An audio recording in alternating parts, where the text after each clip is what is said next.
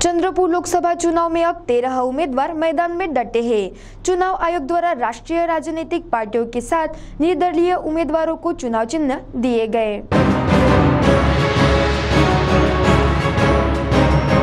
चंद्रपुर लोकसभा का चुनाव 11 अप्रैल को होने जा रहा है। अब चंद्रपुर लोकसभा में कौन कौन से प्रत्याशी इस चुनावी मैदान में डटे हैं, वो अब स्थिति स्पष्ट हो चुकी है।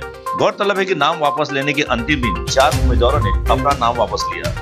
अब वहीं 13 उम्मीदवारों के बीच चंद्रपुर लोकसभा का सांसद कौन होगा, इस ओर सबकी निगाहें लगी हुई है। सीटीवी की नजर चंद्रपुर लोकसभा पर। इस कड़ी में अब हम आपको उम्मीदवारों से पूरी तरह रूबरू कराने जा रहे हैं। साथ ही चुनाव आयोग द्वारा गुरुवार को उन राष्ट्रीय पार्टियों के साथ में उन निर्दलीय उम्मीदवारों को भी चुनाव चिन्ह आवंटित किए गए।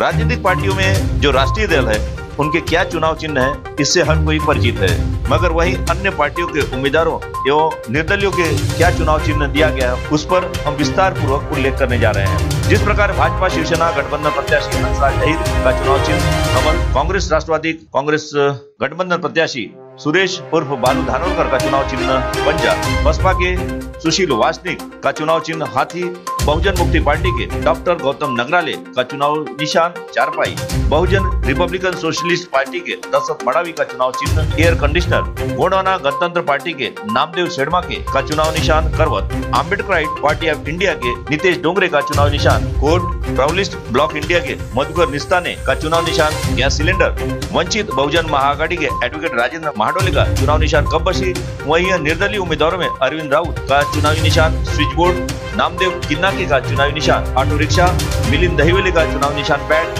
राजेंद्र हजारे का चुनावी निशान गन्ना किसान का समावेश है।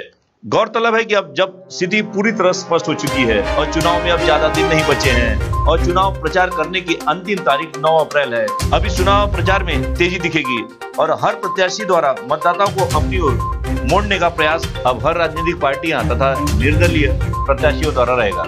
अब देखना यह है कि आने वाले समय में चंद्रपुर लोकसभा का सांसद कौन होगा, इस ओर सभी की निगाहें लगी हुई है। सीटीवी की विशेष प्रस्तुति।